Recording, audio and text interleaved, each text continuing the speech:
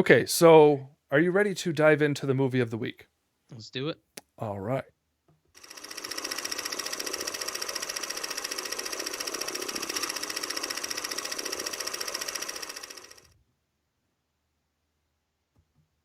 Okie dokie. So, what are we going to be talking about this week? The film There Will Be Blood. There will be blood. Okay, so now I'm trying to remember the name of the director. What was his name again? I imagine you've Uh looked. Paul is it Paul? Paul Anderson, Paul something Anderson. Yeah, it's Paul something Anderson. Yes, People with three names. and the Oscar-winning actor Daniel Day-Lewis stars in the Yep. film. So, if you could summarize the movie, what would you say were the key points? Yeah, so it tells the tale of I believe it's Daniel Plainview Mm-hmm. and his kind of quest for oil, but really kind of I think he summarizes himself at some point in the film when he basically says his quest is really just to get rid of everybody. You know, he has this he says this competition inside himself, and it's to essentially force everyone to lose. Uh-huh. And so yeah, so he's probably about one of the most greedy, vindictive fellas I've ever seen in a Mm-hmm. film.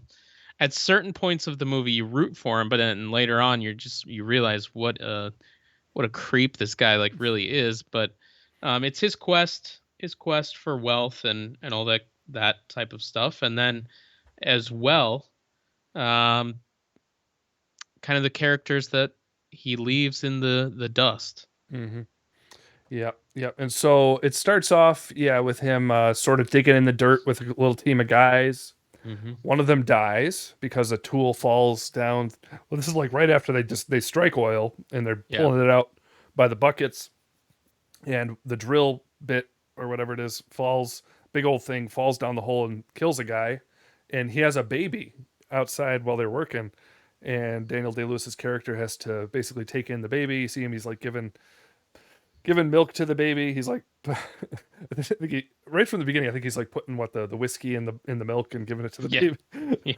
Yeah. um, Different times. yeah, and then it sort of time passes, and he sets up a quote unquote family business. He passes him off as his own son. Says, Hmm. "My wife died in childbirth," and he starts going and asking around these landowners, basically to drill on their land. And finally, this this guy comes. His name is Paul, Hmm. and he asks, "Will you pay me money to come and drill on my land? Because I know there's oil on my land." And so he goes, and there is a small town there with a preacher. So there's this very let's say what Pentecostal preacher of sorts, uh, early 20th century. Yeah. Yeah, it had notes of like apostolic slash perhaps I don't know, maybe some more like backwoods cult like Yep. tendencies. Yeah, but he says like he's a healer and a prophet, and he's quote unquote casting out demons and sicknesses from his church service. But the movie plays it off as very manipulative and basically that he's a charlatan. And he Hmm. starts negotiating. And so this preacher is apparently the twin of Paul. Yeah. Now I'll say this: there's a debate in terms of how people interpret the movie as to whether it's the same guy Hmm. or whether it's his twin, and what the director intended. Yeah. Um, I did read that initially it was supposed to be a different actor playing mhm. Eli, the preacher. Okay. So that kind of feeds into the why was it changed? Was this intentional? Hmm. That kind of thing. So Yeah, yeah. But yes, the preacher asks for much more than the little chunk of money that Paul did, yeah. the twin brother, and he starts basically trying to get his fingers into the oil business there as a preacher, and basically makes life pretty difficult for Daniel as he's trying to. But eventually, they do strike oil big time on that land, and he Would you like to take over? Now you just watched it, so Yep. what starts to happen after that? Yeah. So, I mean, he strikes it rich. Um, And when he does, his son becomes deaf yes. because of an explosion out of the There's ground, a basically. there's a gas explosion, Mm. and so it causes damage to his ears, and so that's kind of a side story that then picks up throughout the rest of the film. Um, his son's deaf, and he sends him off to basically learn how to communicate now that he's deaf. Hmm. As well, a mystery guy shows up claiming to be the brother of Daniel. I believe his name is Henry. Yep. And yeah, so he kind of becomes kind of like an assistant of his. Um, Standard Oil starts to move in, and they want the land, and they're willing to pay $1 million, but Daniel turns it down because I think he knows what he's got, Hmm. knows his worth, and now begins the quest to see Standard Oil fail. Yep. You look like a fool, don't you? Yeah. When he gets vindictive like that, it's so crazy. it's awesome. I mean, that's the thing. I have a love-hate relationship with this movie because I think I see the themes being tackled, but Yeah. oh my gosh, it's such a good performance. It's so good. Did he win an Oscar for this performance? Maybe. I think that there were Oscars won, at least one. Yeah. Maybe the directing, I don't know. I could see him winning a Best Actor. Yeah. For this one. Could have been. I feel like he's won a Best Actor Oscar before, but I could see it. I'm quite sure he had. He might have got one for Lincoln. I don't know. That was a good film as well. Yeah. Not as intense of a performance as this one, but Mm-mm. anywho, eventually he comes at odds with more landowners and Eli a little bit more. It just kind of keeps popping up. You keep seeing these components of Eli that are just more like he's scheming more and more throughout the film. Mm-hmm.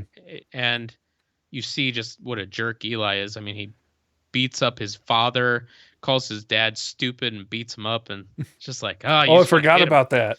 That's right. By the end of it, you just want to hit this guy. But lo and behold, spoiler alert. Shouldn't have to give a spoiler on this film. Yeah. See what happens. Henry ends up not being his brother, and he's kind of clued in on some conversation. He ends up killing the guy. Daniel kills his fake brother. That's right. Kills his fake brother. Yes. And then kills Eli at the very end of the movie. Yeah, but in between there, I think one important piece is when he kills his fake brother, a member of this church sees it. Yeah.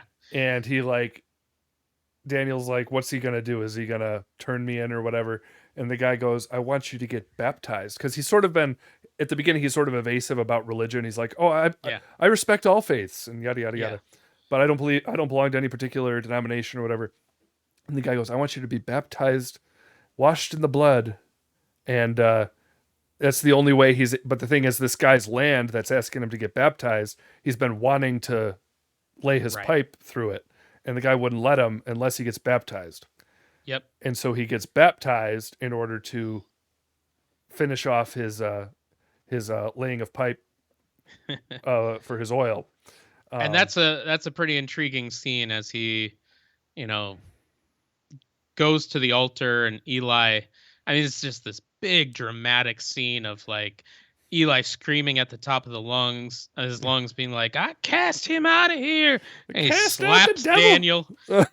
He slaps Daniel a few times. I've abandoned my child. Yeah, yes. Getting him to admit he abandoned his child, which did he? I don't know. I mean, obviously it's not his child, but did he really abandon him? He sent him off to be able to learn how to communicate. Yeah. Maybe he did it at the expense of. I think it's sort of implied, like his son was becoming a burden and he didn't want him around. Yeah. He's not a great father. He's not going to win any awards for being a dad. Yep. But then at the end, his son wants to be an oil man himself, but not as enemies, but he's so competitive that he says, "Well, then you're my competitor." Yeah. Um, That's when it really is like, oh man, like you yep, really are just the biggest jerk, man. yep, yep. And then after he boots his son out, he he tells him he's adopted and doesn't really love him. And then the preacher comes asking for money, basically, Yep. for more business, Go figure. I drink your milkshake. Now that's like famous scene from this movie. I don't know if you ever heard that line before, but now you know it. Now I know it. Yeah. And then he kills him. Yeah. Yeah. I Um, actually did not expect it to go there. Like, I mean, as violent as he's been throughout the film, I mhm. actually didn't expect him to kill Eli. Yep. So okay, so that is the basic plot. Ash says, "Wow, sounds like a terrible movie." we're we're really painting a bleak picture, aren't we? It is. I mean, it's a sad story. It's not as happy of a story as the other No. stories we've talked about. But like I said, I picked it because it is clearly making commentary on. I'd say it's mainly making commentary on uh, capitalism and Christianity in America. And I think I'd say a lot of interpretations I've seen, and my take after watching it was it's basically critical of those things, unlike movies we've talked about already. And so I kind of wanted to at least. What did you pick up on? Did you feel some of that, or did you not read into it as much, or how did it hit you first as you first started? So, yeah, so I read some comments as I was watching it that stated as much. Yeah. And I felt like I could land in one of two places. I I think it all would depend on what the writer's intent was. Mm-hmm. So I either feel like that is absolutely 100% accurate, Yep. or, and this is, I lean less this way, but I could see it being, it would just depend on what the author's intent was. It could be a very critical, uh, uh Oops. shoot, I'm Sorry, so you sorry. broke up just a Sorry, little bit there. Last sentence. I froze. Yeah. We're okay. Yeah. So, or the other side of it could be that it is, um, perhaps like some kind of critical commentary on, a charlatan of some sort. But if it's that, he's pointing out the evils of greed and envy and stuff like that. Yeah. I guess I lean towards it being critical of Christianity, not so much of false Christianity. Yeah. Yeah. I think, and that's the thing in terms of Hollywood. Like, I did catch a clip of like a beginning of an interview where director and Daniel Day Lewis were on Charlie Rose before Charlie Rose got canceled. But Charlie Rose said, like, okay, so the book tackled socialism, but you tackled religion and business. And he's like, yeah. Uh, so I think that, at least to me, tipped me off that it seems the take on the book was that it probably had socialist leanings. Um, and so that wouldn't surprise me. But just in terms of what I see in terms of social commentary generally from Hollywood, in terms of politics, in terms of religion, I think they see uh, the free market and capitalism not as like having the possibility of being corrupted per se, but as being a corrupting influence in and of itself, uh, and also religion. It's like I don't think they're critiquing the potential evil of religion when Right. it's corrupted. I think they're actually saying no, religion at its root is a corrupting influence. It seems like there's no redeeming qualities in like the preacher, like, oh, you came from good preacher stock or you came from a good Christian heritage and you're a bad egg. It's like this. I think it is a representation of American spirituality Mm. to an extent. And so what should a Christian do with that, you think, when they feel that is what's coming out of art when they see it? And I mean, you can delve into the political economic aspect if you want. There's a lot of different directions we could go there, but I think there's some other books and things we might want to critique in future episodes talking about that. I mentioned Doug Wilson's Rules for Reformers, where he talks about his views of economics and things like that in relationship to faith. I think there is a lot to be said from a Christian perspective on that, but we don't have to go too deep into it here. But if you want to, Sure, sure. As far as the film itself, or films of such making where the intent may be more directly hostile towards Christianity, how do we engage with it? hmm Well, I don't think necessarily, and this kind of harkens back to something that was kind of underlying what we talked about last week. I don't think it's something that Christians have to flee from. hmm There's it was a good watch, like it was a good movie to watch, and um, so now what do I do with it? Like, hmm how do I respond to such a criticism? Or maybe no response is directly necessary unless it comes up in conversation.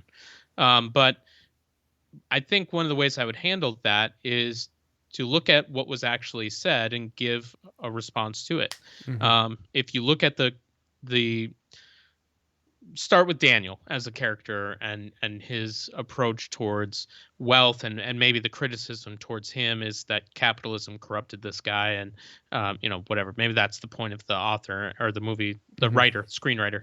um these type of things, and it's in line with what we're going to talk about in our theological segment.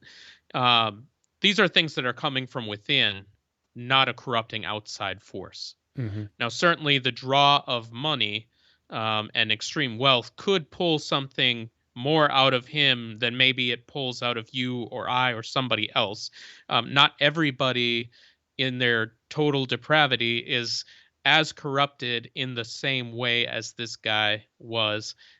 We are not utterly corrupt. We're not as evil as we possibly can be, but that's coming up. hmm And but it wasn't the outside force that caused him to be as greedy as he was. That was internal. So That is sort of, I think, a big divide when it comes to secular views of politics and Christian views. yeah, Is you will find uh, particularly from a more left-wing movements, is a view of society that is much more to do with systems than individual right. morality. And they'll talk about the capitalist system, and there is that they see this drive for success that I think is a God-given thing. They see this drive for creation, this drive for enjoying the fruit of your own labor, which to me functions in a should function in a free market, and we could talk about that. But they see that as itself, in and of itself, is the corrupting influence, not sin mixed with that. Yeah. Um, and so they fight the system that allows for human creativity, um, because they think, yeah. Well, did you get what I'm saying? Is that sort Yeah. of Well, yeah? along the political lines of it, my understanding of like conservatism, which often is tied together with the idea of free market and capitalism, hmm um, is personal responsibility for these things. Yeah. That is really summed up in a very short way. Like that, I'm purposely smashing a lot together into one Yep. little sentence there. But personal responsibility kind of functions at the core of that. hmm When mankind was created in the garden, one of the very first things that they were told to do was to be fruitful and multiply, and to steward what God had given them. And hmm the idea of stewarding it was to tend it, to work it, to cultivate, and to see increase. So it wasn't just to um, sit around and hope that the system worked. hmm It was to cultivate, and that requires um, personal responsibility. And you see that, I think, through the scriptures, um, some principles of sowing and reaping and things like that. So, hmm if you want to have a worldview shaped by the scriptures, I I don't want to command anybody's conscience as far as where to land politically or anything like that, but I think that scripture um, will influence the way we think. It should influence the way we think, and I think in that, these type of things like personal responsibility um, really come to fruition. if you're blaming systems and outside forces for everything, which does seem to be more of the progressive tendency to blame systems like you were talking about, there's never any responsibility to cultivate, to sow, and to reap. It's just reaping. Hmm. Do you think what do you say to people? I think I have somewhat of an answer that I've sort of formulated for this, but what do you say to someone who points out, for instance, Acts 2, where the early church shared things amongst themselves and said, the early Christians probably would have supported a socialist outlook. What would you say to that? Well, number one, that's not political. Um, they lived under Roman rule, and so it really had nothing to do with voting for a certain party or anything like that. Number two, I do like the idea of members of the church, the body of Christ, caring for one another, and that not falling specifically or fully on the back of the government and therefore the taxpayer's dollar. Hmm. I believe that first and foremost, as it is possible, it's not always possible, but as it is possible, um, families should try to care for family members. Hmm. Beyond that, when that's not possible, and when there's a healthy gospel culture, you will see the church, which is family, caring for its own. And that's what I think is happening in Acts 2. The community that we see there is a community that is treating one another as family and caring for brothers and sisters. And so I don't think that you can really fully make the argument that the people of Acts 2 would have supported socialism or anything like that just based on that one verse. Yeah. It's different context. Generally, what I say is actually what you see in X2 would actually support the opposite. Because to me, being generous, uh, proving yourself generous, proving yourself to be altruistic with your money, altruistic with everything, that assumes private ownership. In other words, like if it comes out of my paycheck before I even get my paycheck through taxes and gets redistributed Mm, without my consent or any of that, right. that says nothing about my heart. Yeah. Um, Whereas we know they willingly gave of themselves and gave the fruit of their labor to others when they were in need. And so there is actually a presumption of taking ownership over the fruit of your labor in a way that's loving. So And that's as well with that, they weren't commanded. They right. they weren't actually commanded to do so. It was born of the Spirit, Hmm. born of the love that was overflowing in their hearts from receiving from Christ, that they made that decision to do so Yeah, of their own accord. yeah, and also the private ownership in that sense. That's actually what Christ appeals to, what God appeals, or what the Master appeals to in Christ's parables. Hmm. When the men are working in the field, and they start complaining because like the ones who showed up early made the same amount as those who showed up late. And he says, "Do I not have the right to do with my own what I want to with what I own?" And so he appeals to being allowed. And so like the the generosity of the master of the field, representing God, um, like that generosity is demonstrated by him saying he has ownership over his own land. Um, so I Yeah. think again, it's there's a principle there that's appealed to, and I think uh, those who would promote these redistributive policies, let's say, Yeah. they're appealing to generosity, but generosity presupposes something outside of their system. I Yeah. think, if Now, that I makes do want sense. to add one layer to that, Hmm. just from a personal opinion, Hmm. and I don't even know, you might actually disagree with this, and that's fine. Um, I do have compassion. Whoops, sorry, you're breaking up. Maybe because you're saying heresy, but no. Sorry, go ahead. Yeah. Every time I every time I freeze up, it's like I'm looking straight up in the air, and so I Yeah. look down, and all of a sudden I see my face like Oh, staring into the clouds. sorry. Start over. Go Um, ahead. yeah. So what I wanted to say is like I do have compassion, in the sense that you shouldn't feel any guilt or shame if you're taking advantage, and I don't use the word taking, maybe I shouldn't use the word taking advantage, that might be loaded. If Hmm. you're utilizing certain government programs that exist to help people in need, um, you know, if you're not abusing the system that exists, um, I don't think you should feel guilt or shame for utilizing it, as long as it's not violating your conscience, Hmm. and you're using it appropriately in an effort to get yourself back on your feet. You've hit a difficult, an example of that might be like unemployment, or which, unemployment is actually covered by insurance and things like that, but like, food stamps and things like that. There are genuine needs where that happens, and it can be a big blessing to people in that sense. But um I know that's a much broader and deeper conversation, Yeah. you I could know. make a couple comments that jump to mind in that, like, I've had unemployment in my history a bit. To me, it's like I'd say you can make a, it's difficult. You can make a principled argument defending the fact that, like, we're in this system, we've paid into the system, and so you can justify getting out of the system to an extent. At the same time, it's hard to argue against them. There's a bad reason it's hard to argue against that, in that we're already dependent to an extent, which can make it difficult. And so, like, oh wait, Ash, Caleb, what do you say to those who think those programs shouldn't exist because Christians should be taking care of them? Well, I know you mentioned, like, you just said, you do think that the church should be. Well, I mean, the Bible says, like, we should care for the household of faith, and then, like, everyone, especially the household of faith. So there is, like, inside and outside the church.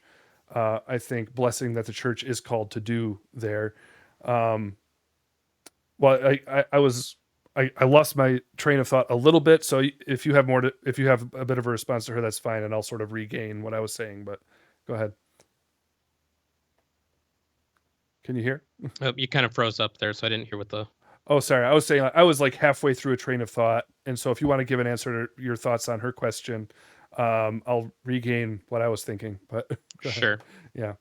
Yeah, so um in some ways, because of the way that the system has been managed, I believe that there is a lot of need that's out there that might be beyond the scope of most local churches.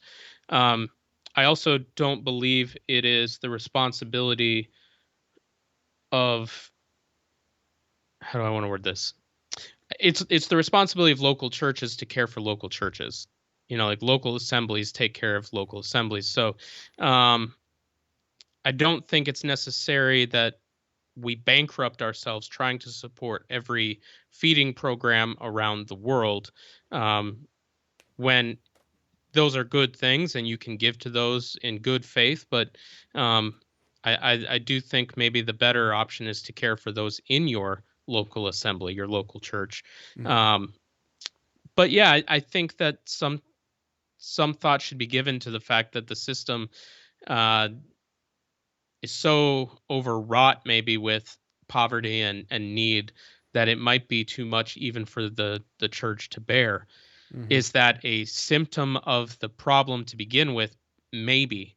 Um, I don't know. It's complicated. I would say again, when the need is there, if the church is able to assist, absolutely the church should do so, can do so, has grace to do so. Um, but I don't think people should feel shame over having to have used some of these programs that exist out of there if they're used responsibly, um, for a season. Yeah, and I think the question, like, if I'm gonna, if I would were to defend some measure of government programs in that sense, my mind tends to jump to, for instance, gleaning laws in the Old Testament. Hmm. Um, I think you could maybe get a bare minimum social safety net kind of idea, possibly from the Old Testament. Um, that's not that's not out of the question in my mind, but I would say I think we would agree things are so over bloated now that it has created dependency on a wide scale, where it's like people are not offended when we question these things because I think people are offended because of over dependence, Yeah. and not Yeah. out of actual principle. Um, if that makes sense. Yeah. And I think Uh, with these programs, I think very few conservatives um, have any plans to remove at least, yeah, they might want to remove some of them or at least remove the bloating of them.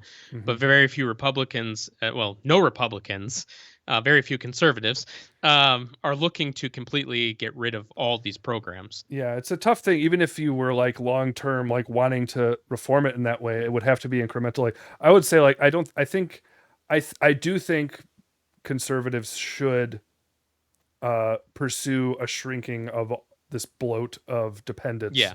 Um, but even if that's your principle, I think it's unavoidable that it would be incremental because you rip it out from under people's feet. It, like the way it's worked its way into so many Americans' lives, it would be so harmful. And so, like, that's what makes it so manipulative. Actually, is because there is that damage it would do if it was gone tomorrow, and Yeah. you can't deny that. And so,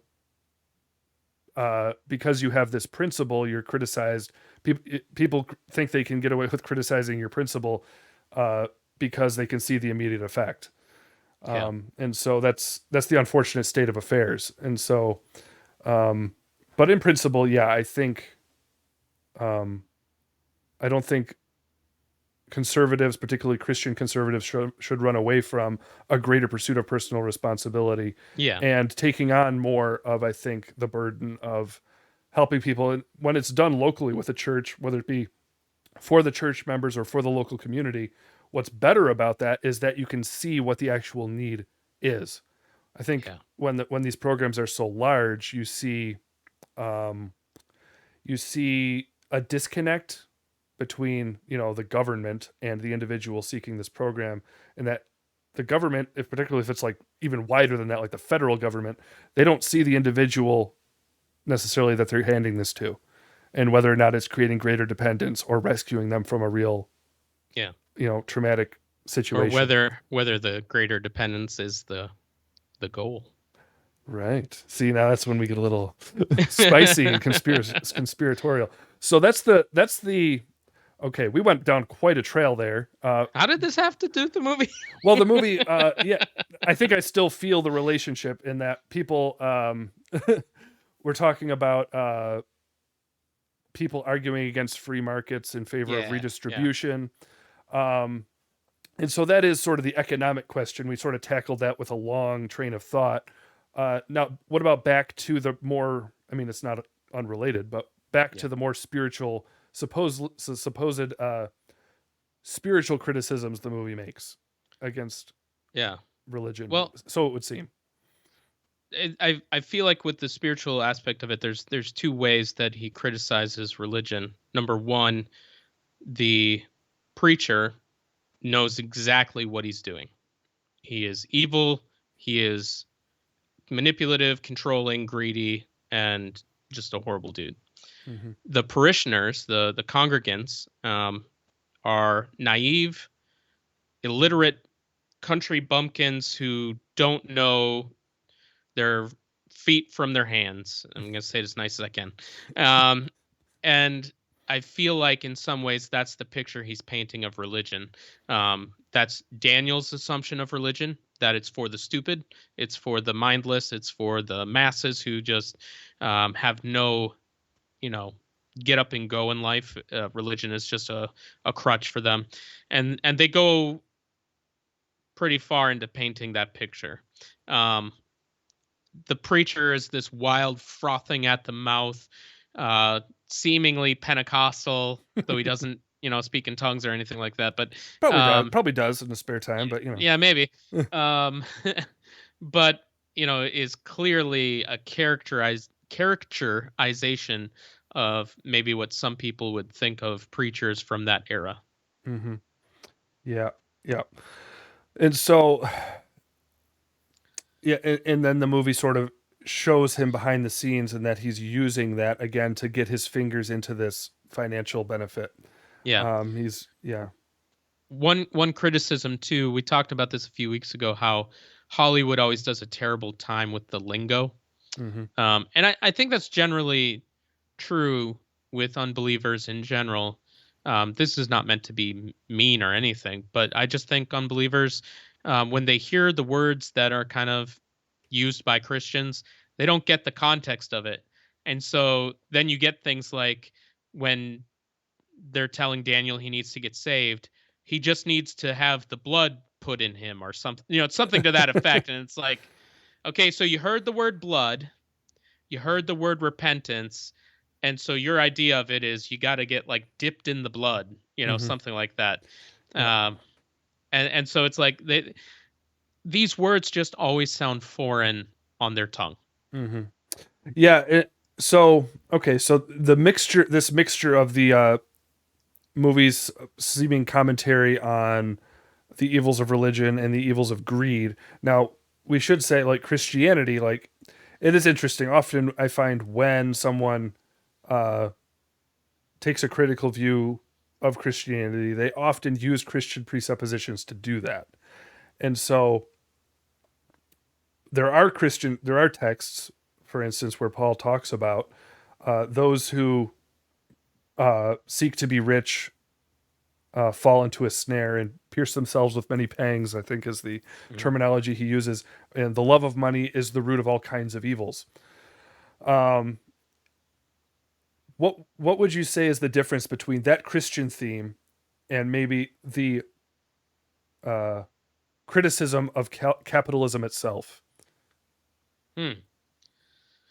Yeah, so I think again it touches on the theology that we're going to speak of today, the theology spotlight, Mm-hmm. which is total depravity. I just gave it away again. Mm-hmm. Um, the evil, the sinfulness of these things, the pursuit of um, it's not even the pursuit of riches because you can pursue healthy wealth management in a way that is not sinful. It just depends on how you view money. Really, I mean, it's a principle that comes down to like, how do you view the things that you've received from God, and how do you use them? So, there is a wrong way to do so, um, but it all comes down to the heart. So the heart is we are born in sin. We're going to get to this in a moment. I keep spoiling it. We're going to get to this in a moment. We're born in sin, and so a corrupted heart may that may be the bent of someone, the way that sin affects them. Um, Money may be at the root of all sorts of evil in that person, greed and the pursuing of these things at all costs. But I don't think that is to say that for all people everywhere, money, um, capitalism, the pursuit of um, investing wisely and turning your money into more money, is completely evil. It's the idolatry of such that is wrong. Mm-hmm. Yeah. Boy, thoughts are coming in and out of my head as you speak. Sorry. It's fine. Um, but yeah, it is interesting in the Old Testament. There is, I feel like, a difference in how money's talked about in the Old Testament and the New Testament. Not that it's contradicting, but it does seem that when you see the riches of kings, for instance, or wealth talked about Mhm. with Job, or wealth talked about in the Proverbs, it very much does seem to communicate that it is okay to see wealth as a blessing from God. Whereas in the New Testament, you do get much more of that criticism of the wealthy from Christ and warnings against the deceptive nature of wealth from Paul. Yeah. Not that that's not in the Old Testament at all. I think it is. Um, Again, I mentioned Doug Wilson before, but he talks about, like, in the Proverbs, you do see something that says, like, it's better to be. I mean, this is probably a mashing together of multiple proverbs, but the idea of it's better to be virtuous and poor than rich and corrupt, basically. But actually, when you hear that, there's actually four choices there, not two. So oftentimes in Christianity, and it is often a way I think that these political movements entice Christians to hate capitalism or free markets or whatever, is that there's this there's this belief that there is somehow automatically virtue in poverty, Mm. rather than that it's good to be virtuous and and poor than to be rich and corrupt. It's drawing a contrast there, but actually, that, like, again, there's four choices there. Uh, you can have a corrupt rich person or a virtuous rich person. You could have a corrupt poor person, or a uh, or you can have a corrupt poor person, or you could have a virtuous poor person on either side. Um, and so I think you kind of need to have that holistic biblical view of it, and Yeah. that one of the issues with some of these progressive political movements is like when we talk about things like I don't know, we throw some buzzwords out there like intersectionality, or different critical theories that categorize oppressor versus oppressed. Um, Scripture doesn't quite do that. It does talk about having compassion for the poor, but there's also, for instance, laws that say do not defer to the rich or to the poor. In other Hmm. words, there's a danger in both. You can defer to the rich because oh well, they're obviously good, God's blessing them, they're rich, they're obviously going to be in the right. Or you can disfavor the poor person and say, well, they're obviously stupid, don't know how to manage their money, and they're probably immoral, and so I'm going to ignore them.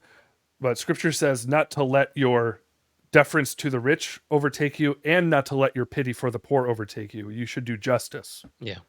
Um, I think some of the context helps with that, mhm, understanding even those principles, because Israel, especially in that context, got to a place where they really felt like the blessing of God was seen in wealth, and so they often turned their nose up to the poor. And mhm, so, even in the New Testament, when you start to see things like, well, it was whether during the life of Christ or under the new covenant afterwards, after his death and resurrection, the principles like being said there, like in James, he talks about not showing. Um, I had the word and then I lost it. Not showing any preference to the rich or whatever.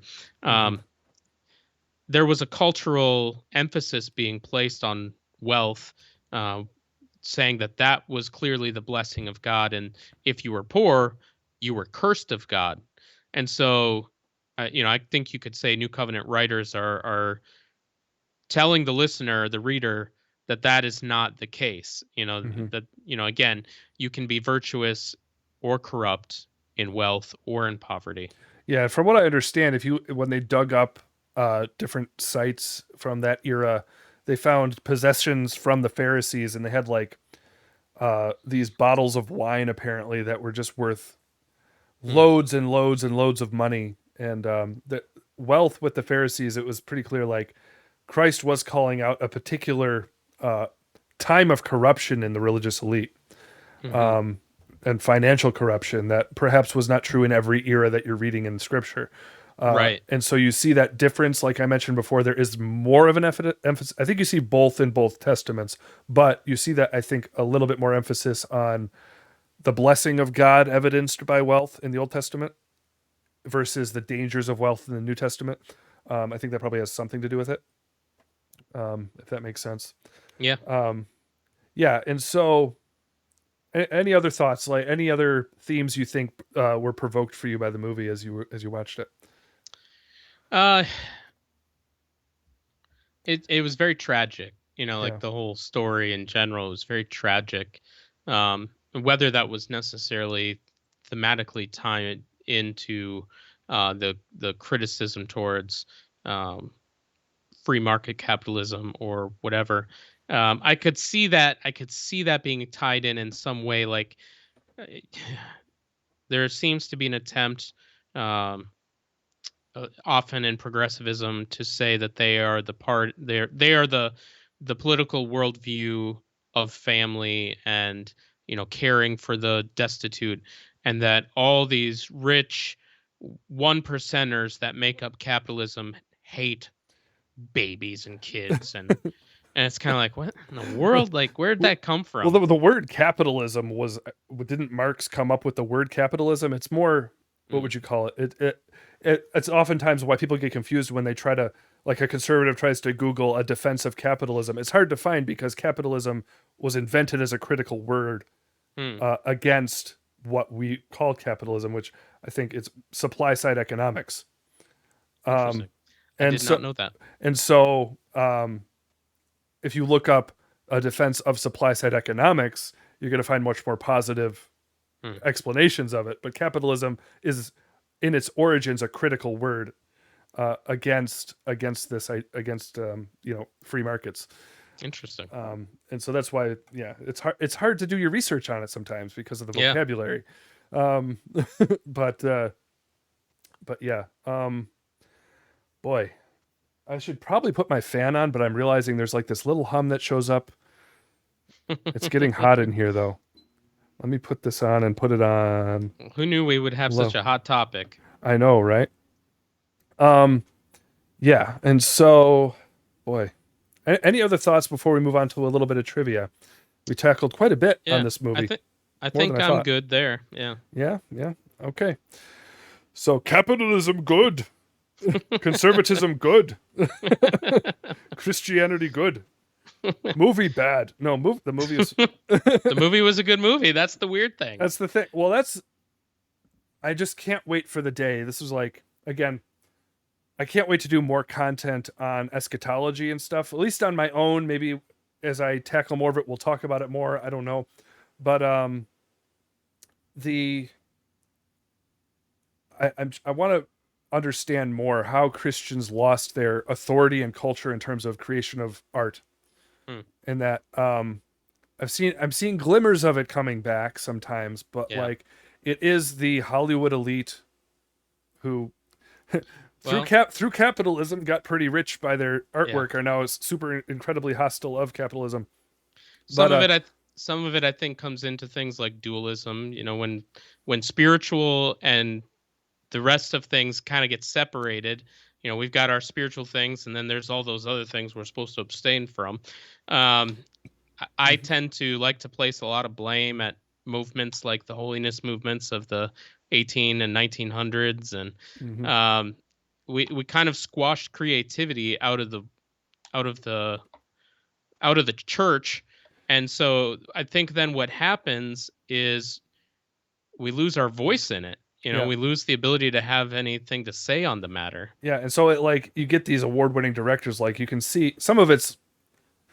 I think Hollywood is sort of crumbling in a lot of ways now, in that I think a lot of Oscar-winning stuff is not that great. It Yeah. just tackles the right political themes. Yeah. Whereas this movie's a little older. It's not super old, but I don't know. It was back when there was some talent behind, at least more talent behind those Oscars, I think, Yeah. awarding them. So it's like it's in that middle spot where it's like it is deserved because of the quality, but it's also hitting those political drum beats, um, you know, in a lot of ways that drive us crazy. But like I'd love to see Christians regain that authority in storytelling again, where Yeah. we can tackle themes just as powerful and just as eloquently without so many words, with more pictures. And that's one of the problems I think with a lot of Christian media is we tell, like, one of the rules of movies is you show, you don't tell. Right.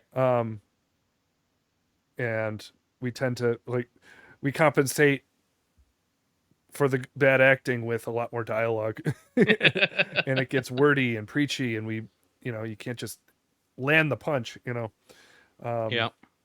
Yeah. Well, that's my take, anyways. I think it's shared. Yep.